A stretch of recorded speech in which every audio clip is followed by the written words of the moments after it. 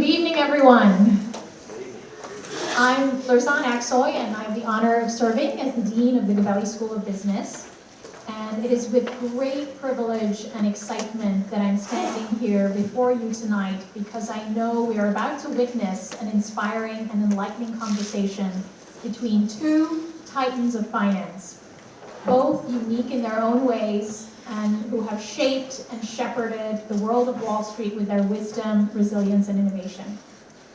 Our first guest of honor is Leon Cooperman, the founder of Omega Family Office. He is a luminary whose journey from the Bronx to the bustling lanes of Wall Street serves as an inspiration, I know, to all of us here. His recently published memoir that we are going to hear more about tonight, From the Bronx to Wall Street, My 50 Years in Finance and Philanthropy, is more than just a chronicle of his achievements. It's a testament to the power of his dedication and foresight and immense value of giving back. I am also equally honored to have the opportunity to introduce our distinguished Fordham alumnus.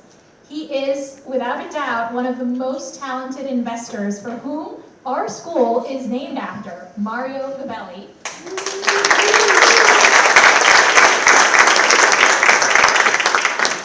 Chairman and CEO of GAMCO. His relentless pursuit of excellence and his unparalleled knack for value investing has made him a legend in this field. And moderating the discussion tonight will be Professor Jim Kelly, who is the director of the Gabelli Center for Global Security Analysis. And I know that with his depth of knowledge and insightful questions, it will be a wonderful discourse that will be enlightening and memorable. Finally, I want to say a big thank you to each of you for being here tonight, and also to Mr. Cooperman and Mr. Gabelli for gracing us with their presence, and also to the Gabelli Center for Security Analysis, the CFA Society of New York, and also the American Museum of Finance for their collaboration in putting this event together. Now, please join me in giving a very warm welcome to Leon Cooperman and Mario Gabelli.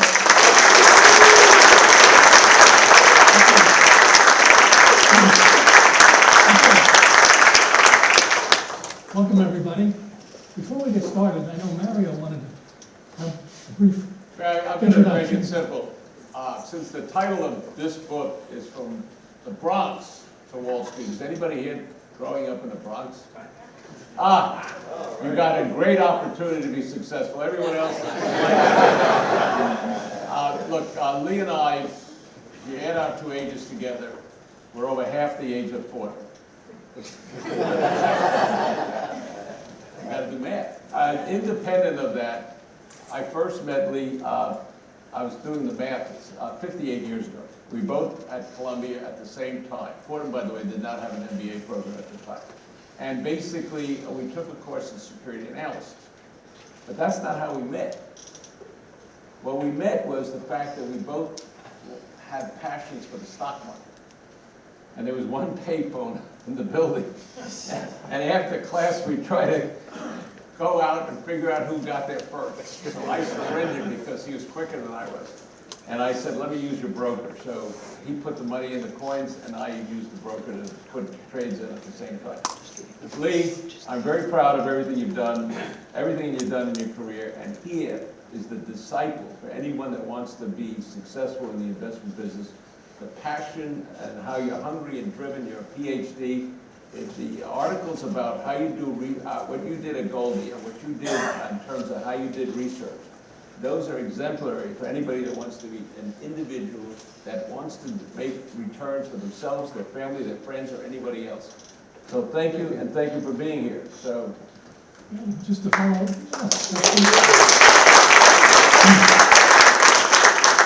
and to follow that up, Lee, what do you attribute your success over? Before I answer that question, let me just say that Mario can be sitting in this seat and I can sit in that seat. We have a very parallel career. He is, the only thing I have over him, I'm first generation born America. His father had to go back to India. His grandfather was killed in a coal mine. So Mario was second generation born America. Your father was born America, right? Got it, the mother was But born. other than mother that, in Italy. what I love about this guy, I do really love him, is the only thing that's changed in the 58 years is the color of his hair. His success has not spoiled him yet. I had red hair, He was a redhead. and I didn't dye it then. Are you dying it now? Yes, of course. Anyway, so what do I attribute my success to? What I say is three things: hard work and luck, and the third thing is intuition. Now, hard work and luck doesn't require any elaboration. Intuition does require some elaboration. So it feeds into one of my comments I give to young kids. The only way to be successful in life is to do what you love and love what you do. Okay? So in the first example of intuition, you're going to laugh when I tell you the stories, but in the mid-1960s, if you completed your major and minor in college in 3 years, you're allowed to count your first year of medical or dental school towards your fourth year of college or your separate degree. So in the summer of 1963, I took physical chemistry at the University of Pennsylvania, which finished off my major, and I enrolled in the University of Pennsylvania Dental School. And after 8 days, and this one can make a laugh and a smirk, after 8 days I was wondering if I was pushing myself in a direction I was fully committed. It was a very traumatic time because I didn't have much money. I paid room and board for the year ahead. I paid tuition for the year ahead. They tell you when you're in the laboratory, things have a way of disappearing, so we drill your initials into all your equipment with your portable dental drill. So I had $1,200 worth of equipment that I destroyed. My father, may rest in peace, was walking around saying, my son's a dentist.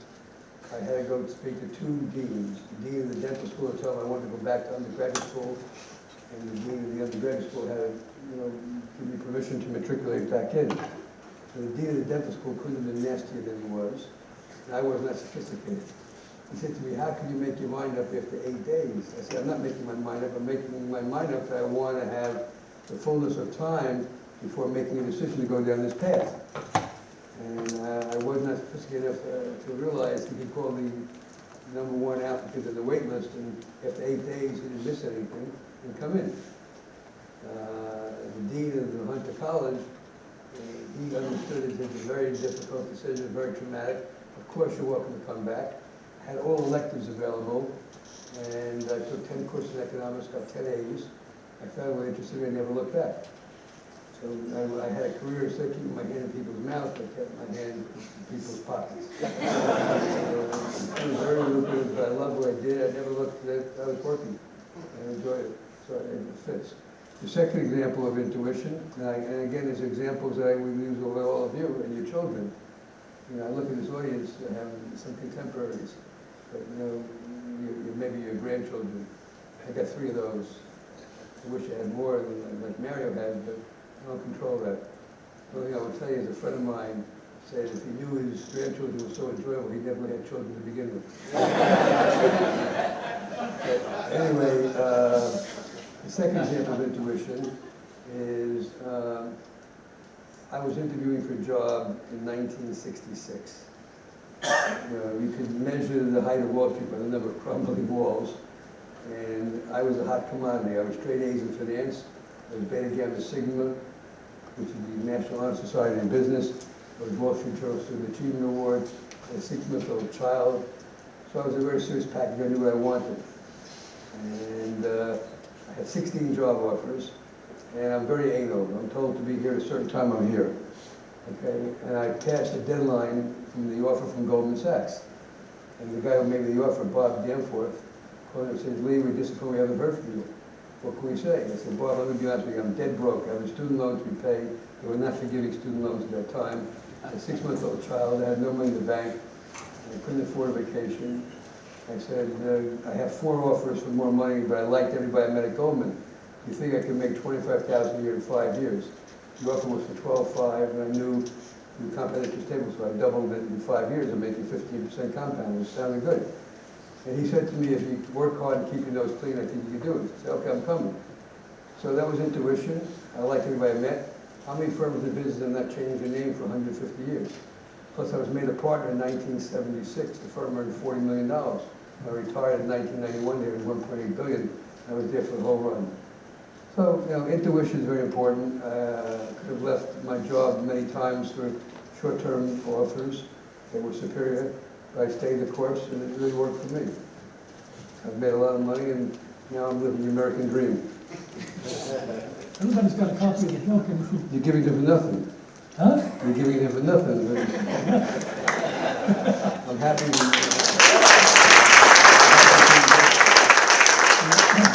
Those signed copies will be very valuable, so make sure you get them. I would say that the signing them won't deteriorate the value as I drilled my initials LC into my dental stuff. The value went down. I gave it away for nothing. You all got a copy, and if you look through the table of contents, you'll see it's organized very orderly in chronological fashion. And I'd just like to ask a couple of questions on the earlier. And you mentioned in here that you grew up in really the worst part of the Bronx. Oh, Thea, stop. Florida Yeah, he Patch. gets very. I get very If upset you about want to that. know where I grew up, just rent a movie. I think it was produced in 1960-61. It's called Fort Apache in the Bronx. With Paul Newman. The opening scene in the building is two kids that throw the third kid off the roof of a 6-story building. That's exactly where I grew up. I was very close to my older brother who just passed away, 85. He was roommates, and not roommates, but classmates with Colin Powell, who was a wonderful human being. So, you know, I grew up in the rough and tumble section, but I had a great childhood. In fact, you know, I moved from the South Bronx in my sophomore year of high school to the North Bronx, right on 96th Street and Marion Avenue, right near Fordham in the Bronx. And rather than transfer high schools, I went to Morris High School. I could have gone to Roosevelt and stayed in Morris to finish out my term there. So I had a good upbringing. I was a happy kid. Yeah, you had good things to say about Morris High School. Your whole I have good education. things to say about most things. The only thing I always say good about is the lefties in government. You know, I had tangled with Elizabeth Warren, we can get to that later. But, you know, I had a good childhood. I have no complaints. But by contrast, Mario, you grew up in the high rent district of the Bronx. right? He resents that. Actually, there was what, you don't remember, but there was a 3rd Avenue L that went from Chinatown to Gun Hill Road in the Bronx. We lived, at least I was born on 174th Street, born at home, and couldn't afford the hospitals at the time. And basically, there was the equivalent of Orchard Street in Manhattan, between 174th and 169th Street in Grand Concourse. So I was able at the age of 5 or 6 to go out in the streets and negotiate prices with the merchants. You couldn't do it today. But it was so we have an arm wrestling idea as to which was the most depressed part of the Bronx. My first serious job, I worked at J&T Tire Shop, fixing flat tires. That was not a serious job. And I bagged fruit at Johnny's Fruit Market. That was not a serious job. And I had a short stint. And it was the first time I saw my father upset about something. I shined shoes, but he didn't want me to shine shoes, so he ended my career very quickly. He grabbed me by the scruff of the neck and took me home. And my first serious job, I worked as an usher at the Lowe's Paradise Theater in the Bronx, across the street from Crumbs, 55 cents an hour. You know, and I saw the 10 Commandments probably 100 times. That's it's like, at the time I could give you the dialogue. But you know, I have no regrets. No regrets. And then on to Hunter College in the Yeah, well, Bronx. you know, I didn't have the need to apply to a lot of schools. I couldn't afford to go to paying colleges, so I didn't apply to many schools. I got into Hunter. I got my degree from Hunter for $24 a semester. And not to depress any of you who are paying through the nose for your education. And in addition to getting a first-class education, I met my wife, and we got in '62 in our French class. I was not a linguist, so I would probably still be in French if it wasn't for her help. And we got married in 1964. We graduated, we were married 59 years. I'm happily married.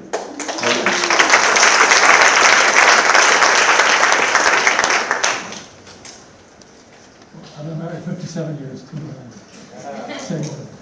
Anyway, great. So, Hunter College to Columbia. You got in. Yeah, Columbia, basically, it's not fair. I agree with Mario.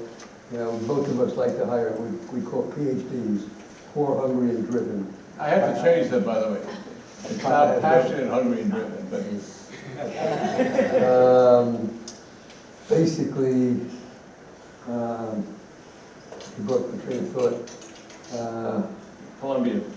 Columbia.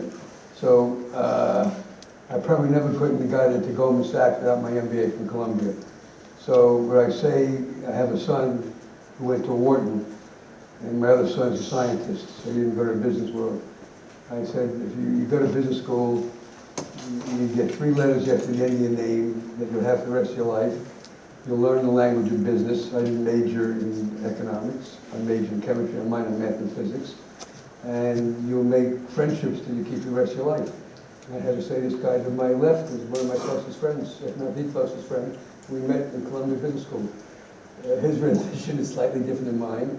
We had the same broker, that's true, but he would push me out of the phone booth when I called the broker. A tale of 2 stories, It was good. And, but it was only one phone booth. I don't remember the phone booth. I was there 2 years after yeah, you. now, of course, you have cell phones. And you can trade for free. Jim, what really happened, that we got to know each other, aside from the fact that we did that with Art Sandberg, who is no longer with us. There was a strike in the subways in New York in January of '66, I think. And so I volunteered to go from one part of the Bronx to the Riverdale section to pick them up and drive them. And my car didn't start as readily. I'd have to open the hood, get the carburetor taken off, and stick my finger in it, and they trusted my driving.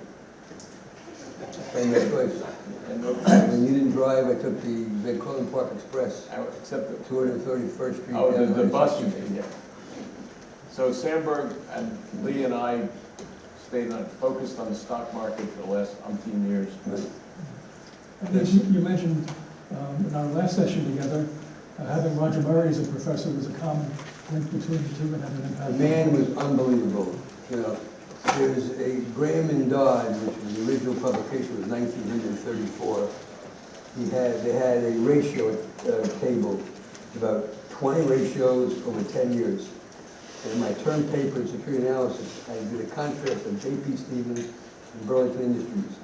I did 20 ratios over 10 years. When the paper came back, with the numbers circled in the middle of the exhibit, and I had a transposition in 1 ratio. I have 200 ratios. He found the one thing where I had a transposition. He was a commensurate professional. Mario has done a very good job of canonizing him. But he was a very great professional. And you've written your book about him as well. In Columbia, my professor at Columbia in finance was Jack Swick. He was a finance professor. And Reynolds Sachs was our economics professor. And Jack knew the head of research at Goldman, and he put a good word in for me. And I got a job offer, and it was a good thing. I mentioned the offer was for 12.5. I asked if I could make 25 in the 5th year. I made 180 in the 5th year. In the 9th year, I was made a partner, and the numbers changed dramatically. You know, but So in the early part, before you became partner at Goldman, how did you rise up? What was your secret to you success? basically do the job you're supposed to do. You know, What was your job? What did they give you? I started out as a junior analyst, analyzing. At that time, there were no 10Ks or 8Ks, so you covered a couple hundred companies. I did retail trade, textiles, home furnishings, vending, paper.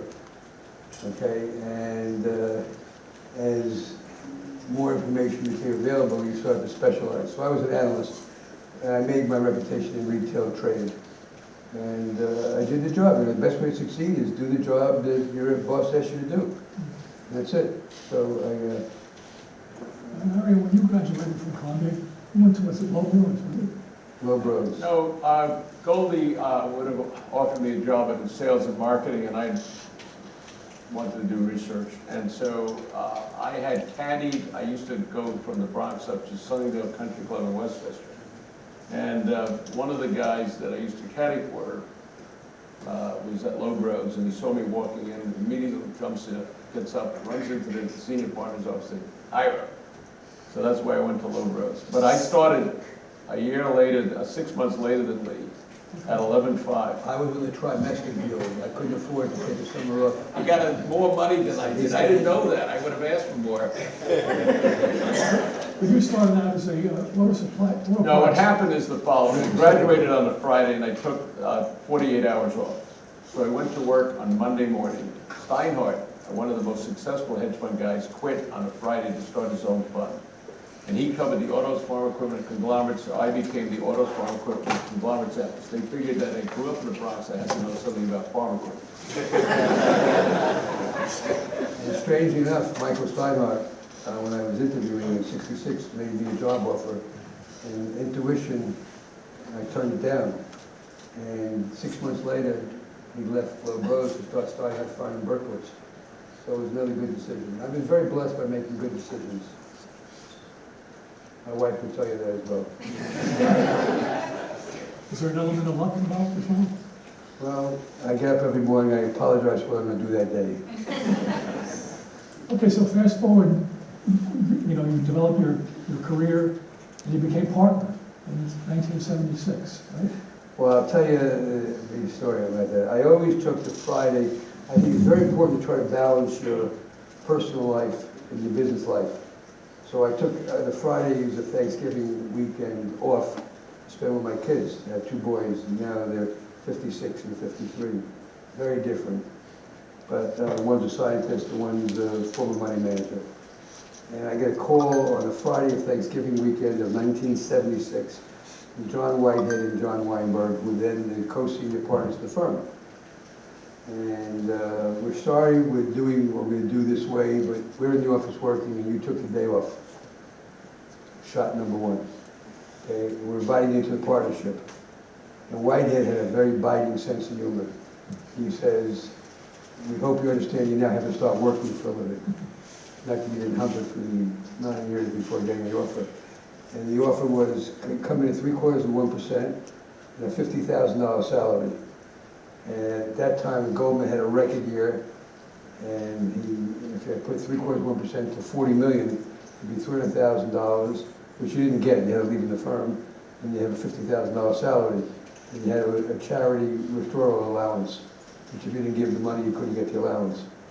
And now it's very different. I think these managing directors are making $1 million, something like that. They let the public in and they raise the salary. So the same year that Lee made partner, you started your own company. Can you tell us about that? 1976. Well, Lee did a lot, and what is in this book, which is so important to understand, is what happened when he joined Goldman and what he did for the first 7 years in terms of how to do research and how to go find companies and then how to communicate that. We call it GAPIC, gather, array, project, interpret, and communicate, and there was no AI at that time. You had to get to the New York Stock Exchange and microfiche, among other things. I was at Loeb Rhodes. They were going retail. I wanted to do institutional. So even though I knew that the commission structure on Wall Street was going to change, I went to an institutional firm called William D. Witter. Bill Witter then was merged into Drexel Burnham, so I stayed there for 90 days. So I walked into Tubby Burnham and I said, Tubby, you're an investor like Mr. Loeb, but you're too big. So I quit. And nobody else was going into business at that time. So I did get some job offers from certain firms, and I said no. I was out in Denver, Bailey Griffiths and Goldstein. And Dick Goldstein said, what are you doing? Start your own firm. And so I figured I couldn't raise any money. I decided to try to make a living, and my compensation that year was $5,000. But initially, it was a stock brokerage business, research-oriented, Yeah, commission-oriented. I sold research to places like General Motors paid genuine parts. They bought research and some other firms, and you had to pay bills. And then you got your first He became asset. the expert in what he did, though. That was his, Yeah, for sure. if you were interested in his companies, you called him because he knew more about his company than anybody else. Yeah. And then you had your first asset management client, and then you built up that side of the business. Well, no, it was a need to have recurring revenues. What? He was smarter than Goldman. To show you how little influence I had at Goldman, for 10 years, I told Goldman I was the partner in charge of research. Right. I carried water on two shoulders. I was the partner in charge of research, and also in the title of chairman of the investment policy committee, I competed in the II team in strategy. For 9 years, I was voted #1 in portfolio strategy. So for 10 years, I was telling Goldman, you're making a big mistake by not going into asset management. And for 10 years, it shows you how little influence I had at the firm. 10 years said, Lee, you don't understand. We're of the view that brokers do brokerage, money managers do money management, don't compete with your customer. And I would tell them, wake up and smell the roses. Merrill Lynch Asset Management, Webster's division, Kenneth Peabody, Credit Suisse, First Boston was in the business. The only firm that was not in the money management business was Salomon Brothers, who was their arch trading rival. And one day, it was announced by Salomon that Bob Salomon Jr. was leaving the research department of Salomon Brothers Asset Management. And Reuben Freeman called me up and said, listen, you made a mistake. Are you willing to leave research and start an asset management business? And I made a mistake and said yes. I said with a big smile on my face. I was ready for a new challenge. As I mentioned, I was number one in II for 9 years straight. I took over the research department, helped build it up into a number one position. I was ready for a new challenge. Goldman, being the great firm that it is, understood assets under management times fee equal revenues. So their focus was, even though we were a late entry, we wanted to capture every nickel to be captured under the sun to generate revenues. I was only interested in one thing, that's performing on the assets. They want to be on the road innovating new products every week, every month. And I want to find the next Henry Singleton or Don Pells and make a successful investment. And so I retired after a year, and I credit my wife for giving me a line of bullshit. It worked. So when I went to retire, they offered to put me in the executive committee and tried to discourage me. My wife said, how rich are you going to be and how long are you going to wait to do what you want to do? And I want to manage money. So I retired from Goldman. Happy to say they were a client of mine, invested in the asset management business. I started with $35 million as an investor. That's all I had in the way of free capital. I looked at the world as Mario does through the eyes of the investor. I put a provision in my agreement. See, most of these partnerships, you don't find out what the GP does until April when the financial statements are made available to you. I put a provision in if I reduced my capital account below, I think, 30 million, that I had to pre-notify the investors by 60 days. I also went out, I want to say it was poverty, I went out with a 1 in 15, not 1.5 and 2 in 20. Because I look at fees as an enemy to performance. And we went up to about 3 billion. My capital account got to 3 billion. And at the peak, I managed 10 billion. And then I had an SEC issue, which you learn a lot about people. I did not have one individual, including Mario, that was through. They knew who I was. The SEC was wrong-footed. The bullshit, I won the case. I know I'm not supposed to say that. Yeah, basically, GSAM was started by Lee, and what year did you start that? 1992. 92, and then Omega was started what year? 92. 92, so at the same time, and that was only 31 GSAM years started 91. Right. GSAM, well, you had a year at GSAM, you took a day off, and then you started Omega, and that was 31 years ago. Right. And so all you're doing now is the I same tell thing. everybody that I'm like Jaime Roth in Godfather 2. I've seen the movie 100 times. There's a scene at the airport where right before they shoot him, because I'm a retired executive living in a pension. So I'm a retired money manager living in investment income. The bad news, I no longer have the big earnings I used to have. The good news, I have no pressure to manage my own money. And I've taken 2 giving pledges. I tend to give away all my money, as Mario is doing. And so I like to make money for 2 reasons. I'm arrogant like everybody else. I want to be right. So if I lose money, that means I've been wrong. I'm not happy about that. Second reason I want to make money is I want to have more money to give away. So guys like Ken Langone or Bernie Marcus, that I admire greatly, have more money to give away, and I like to catch up to them. I never can. Ken is one of the best investors you'll ever meet. People don't know this, but everybody thinks he made all his money at Home Depot. He's the largest individual owner of Eli Lilly. He's owned it for 50 years, uninterrupted. His Eli Lilly stock is worth more than his Home Depot stock. But he's a terrific human being. So you modeled your philanthropy after him in a way? No, I modeled my philanthropy. I had dinner with Warren Buffett and Bill and Melinda Gates 12 years ago. And when you're invited to a dinner, it's like going to Las Vegas on a junket. You go, you have to gamble a certain number of hours.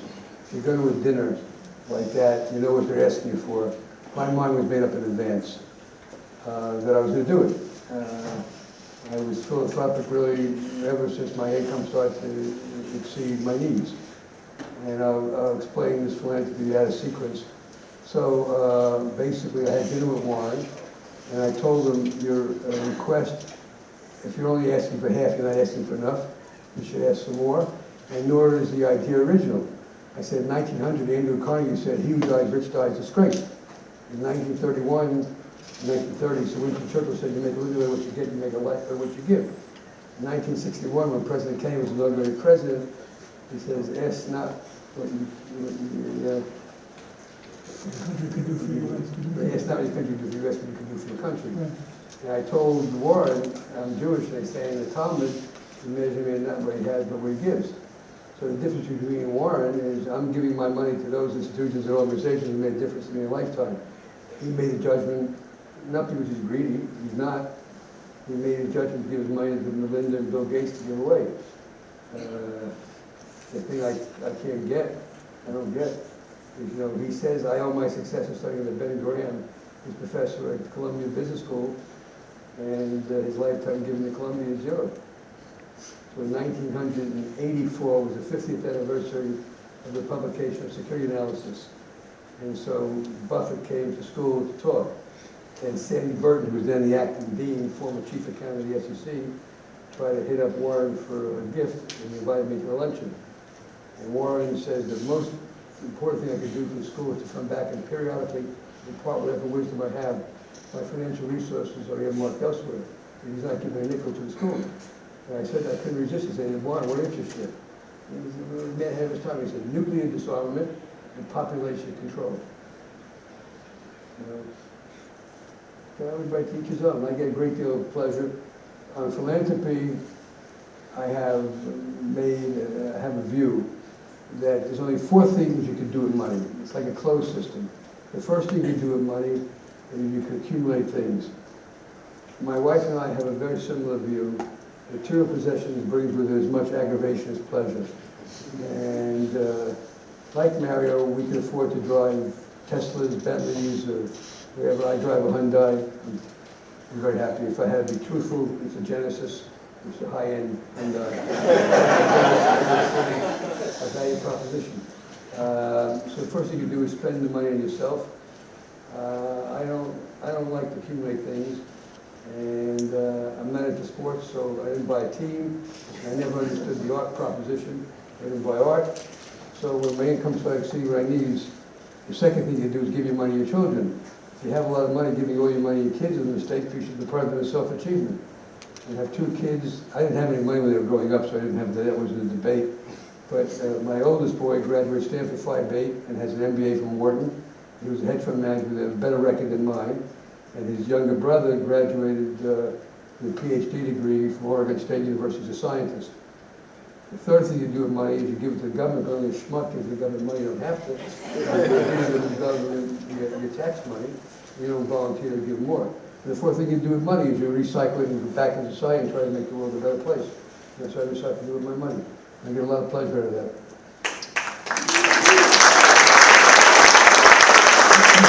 There's a section in the book that I also strongly urge, and it's called How to Love 32-Hour Days.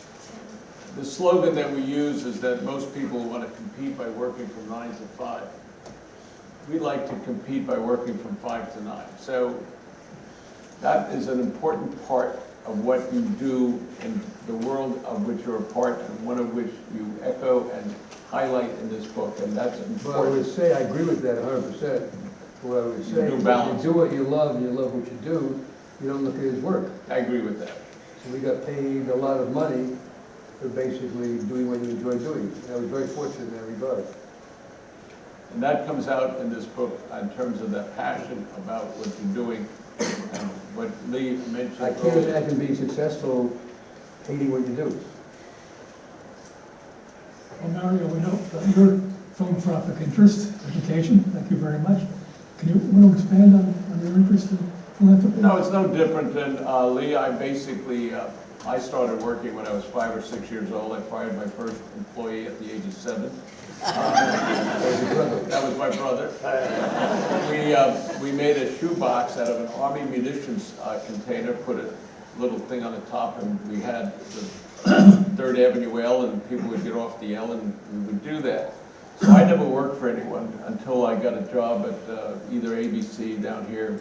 They were down on right across when they were building the place across the street, working in an office. I had to figure out what an office was all about. Then I worked for W.R. Grace for a while I was in school. But basically, you know, I mean, you go back and say, how did I pay for the high school I went to? How did I pay for the college? How did I pay the graduate school? And I did get scholarships to those organizations. And as a result of that, I stepped back and said, what makes America great? What made me an ability to do that when my grandfather, as Lee mentioned, died in a coal mine in western Pennsylvania. So my father was at the age of 2 when they came over to the United States. They didn't speak English. They basically started working in a union in a hotel and trade. And the free market system with all the faults, the rule of law with all the faults, and meritocracy. You can do it, and you're willing to bust it. You can do it. And so what are the pillars of meritocracy? Education. And what are the pillars of education? Take an institution like Fordham. It's got to have financing, it's got to have facilities, it's got to have faculty, and it's got to have students. And that is what I want to do, what Luzerne is doing here to drive that. So I have a desire to fund First Gen on a global basis in terms of education. And I think that is part of the process and tailwind that drives me. Lee is doing that as well as other, he's better organized at this, and you know, but together we are basically working to get money away. We're interchangeable, same background. I agree. He's Italian, son of Italian immigrants. I'm the son of Jewish immigrants, very similar values. We're both parts of the Racial Allergy Association, which has raised about $250 million from fat cats like us and sent 35,000 kids to college. And the only twist that they have is you have to have a hardship growing up. I didn't have any hardship. I grew up in a nice middle-class family. My father worked 6+ days a week. My only remembrance of going out with my father on a social occasion was in 1950 or 51. He took me to Radio City Music Hall to see The $1 Million Mermaid with Esther Williams. That was it. But he was a good role model and a good father. It's a great story embodied in here, and there are obviously speed bumps and dynamics in the process that you All shared. of us experience setbacks in your life. What makes a success is how you handle the setbacks. I've had a couple of serious setbacks. I hired an employee who emphasized ethics and then wound up leading the firm to get tainted by corruption. You find the regulators today are very, very mean-minded. Even when they know the facts, they try and hook you. If they want to get a notch in their belt and take that notch and get a job in the private sector. But whatever, you got to persevere. I told them I expect every nickel I was worth to prove my innocence. And at the end of the day, it cost me $10 million. I was found innocent. And my employee went to jail for 1 week. It cost me $100 million. He got away with 1 week in jail. Amazing. There are interesting stories here about speed bumps in life that you have to be proud that Lee survived them and handled those obstacles. Okay, so, The biggest problem I think the country is facing today, in my view, and the reason I wrote the book for 2 reasons. One is I have 3 great kids, and I want them to be capitalists with a heart. I want them to understand their grandfather's story. Second, I read that 30+% of the youngsters today think socialism is better than capitalism. And they just don't get it, you know? All the socialist countries they're trying to leave, they come to America. Look at all these people in South America risking their lives to come north to become part of America. And the young kids today are pissing on America. Doesn't make any sense. So I wanted to speak out. You know, I had a funny story. Is that a good reason to do the book? And I'm glad you did it. Proud of you. Well, I want to tell you a funny story about 5 years ago, I've lost the track of time with COVID. But I gave a speech at a hedge fund conference, nothing to do with politics. But Elizabeth Warren was running very strongly in the polls. When I finished my speech, the moderator, who was Scott Wapner at CNBC, says, "Lee, what happens to the market if Elizabeth Warren wins the presidency?" I very calmly, objectively said, "It goes down 20%. Maybe I was a wise guess, and I said, maybe they don't open the market that day. Next day, not knowing anything about me, she tweets publicly, public tweet. I don't have a Twitter account, I don't know that stuff. Publicly tweets, "Leon, I'm only looking for 2%, that's the wealth tax. Give others a shot at the American dream." I think long and hard, and I decided to write her a very serious letter. I write her a 5-page letter. Larry Summers, former head of Harvard and a Democrat, a good economist, calls me up and says, "If you submitted that letter to class I gave at Harvard, I'd give you an A+, not A+. Next day, she doesn't respond to my letter privately, publicly called me an insider trader, you know, and said I own stock in Navient, which is a student loan company. You know, she's a politician in the worst sense of the word. AOC has cost New York City a tremendous number of high-paying jobs. You know, these socialists don't get it. The American dream is to work hard, become successful, and share that wealth with others less fortunate. But also part of the American dream is to have the opposing points of view as long as they don't do the dynamics that you just discussed. Right. And, She never responded to the letter. And a year later, she said he's afraid to meet you're not with me. moving to Massachusetts, don't worry, you're not going to. Well, I hear she's been behind in the polls, so maybe she won't even get reelected. The question I would ask her, and I would ask her publicly, is I read somewhere she's worth $19 million. How do you get to be worth $19 million when you're a professional politician and your husband's an attorney raising 3 kids? Harry Truman said, "If you leave Washington with money, you weren't honest." I'm not saying she wasn't honest, but I don't know how she got that kind of money. The book is absolutely brilliant. It is a passion to read it. You learn a lot about how to be successful, how to overcome speed bumps. But more importantly than that, are we going to ask I was going questions? to have some questions. Great. Here we go. Hey. Jump ball. We'll We can hear microphone. you, and we'll repeat it, but there's a microphones and we'll We'll do get it. you all. We'll do like Scott Wapner. Well, Hi, I'm Frank Ricciardi. I'm an adjunct professor at Fordham, and it's so great to hear both of you speak, and congratulations on all your success. Can everybody hear him? No. Can you raise his voice? Just get closer. Guillermo. Hi, Greg Ricciardi. I'm an adjunct professor here at Fordham. I teach marketing. what's your day job? I have partnerships for Worth Magazine, Worth Media Group. So, thank you so much. I can't wait to read your book, Lee. So what I heard from both of you that struck me most was your success was really driven by making good decisions and having that intuition that you mentioned. And I just wanted to know, where did that skill come from? Where do you attribute that from? The need to survive. Yeah, I'm not sure I agree with your premise that I made good decisions, but they were decisions. You have to have a certain mentality, and I know Mario well, he's very modest, but you know, he's committed to excellence. What he wants to do and win. So, you know, I call it total commitment. You know, I did not want to go into a room, report to a client that I underperformed some mindless S&P index, and you paid me a lot of money. So, you know, I was committed to outperformance, and that was my goal. And I always wanted investors that understood my goal. I said, if you're looking for a Joe Palooka knockout punch, that's not me. I want to beat the S&P net of fees. I want to have less volatility in the market, with a certain consistency. And I'm not going to double or triple your money.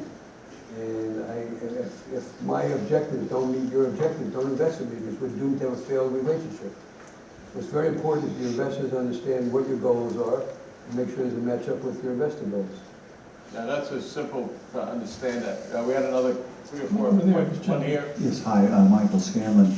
And Lee, but also Mario, in this day and age, there's a lot of conflicts obviously out there, and capitalism is blamed many times. And whether it be tragedies of a mining situation down in Peru, and 200 people died because the mining company didn't do a good job, right? And so socialism, capitalism. I'm in this belief that conscious capitalism, where profits, number one, people, number two, planet, number three, but they all are together in one. What do you think about that thought process going forward about capitalism being challenged, but it's not socialism, it's more of a, what's best for all participants in this world of ours? Well, I would Thank you very say, personally, that capitalism has demonstrated itself to be the most successful system. With all our flaws, we still are the #1 performing economy. So I advocate being a capitalist with a heart. And I find nothing to be criticized. Somebody works as hard as Mario and turns around and gives away more money to others less fortunate than he spends it himself. And that's, I don't see the criticism. No, but it's a valid, there's clearly, right now, a challenge with income digression in terms of Income disparity. disparity. We all agree on that, and therefore we have to do our best to try to increase the amount of money that people earn. There have been ideas like an earned income credit. I'm not in the camp that says give somebody benefits for not working. And so, On that score, I've thought a lot about it. One of the things I'm most proud of is I have something called Cooley College Scholars. I gave $50 million to send 1,000 kids in Newark, New Jersey to college. Now, the average lifetime earnings of a college graduate well is in excess of $1 million more than a non-college graduate. Okay, and so you're changing the life of these young kids, and they deserve an opportunity. And so, I gave the gift in 2 parts. I gave the first part, $25 million for 500 kids. And I knew the statistics when I gave them the money. I said, I understand 35% of new college school kids graduate, go to college, only 5% graduate. I worked too hard for this money, it didn't fall off the truck. You gotta show me improvement. My first cohort graduated a year ago, and we had a 73% graduation rate. Nothing to do with me, it's the fact that we had 6 full-time people on the program working with these kids after school to keep them focused. They have a difficult life, and you gotta help them. we all agree there are flaws in the system. We all agree that, things can be better, and that's what you got to try to strive for. And AI is going to be an interesting challenge, no different than, what do you call this thing, a tractor helped a farmer get off behind a horse and plow, and it created unemployment. No different than what the Luddites did in England in 1840s. So we try to make sure that we have a safety net and create that safety net, and education is an important part of it. And when Lee and I went to a function down in Cuba with you. I forget what it was for, but in any event. UJA, and as a result of that, you would see the dynamics of that economy. And yes, they trained doctors, but you saw individuals standing on line. It took 3 hours to get from the countryside to downtown Havana to get to work. So I had no organized transportation. By the way, that's how long it takes us to come into the city nowadays. Yes. The only capitalist in the country are the 50-year-old hookers. Those are good comments you made, and we'll move on to the next question.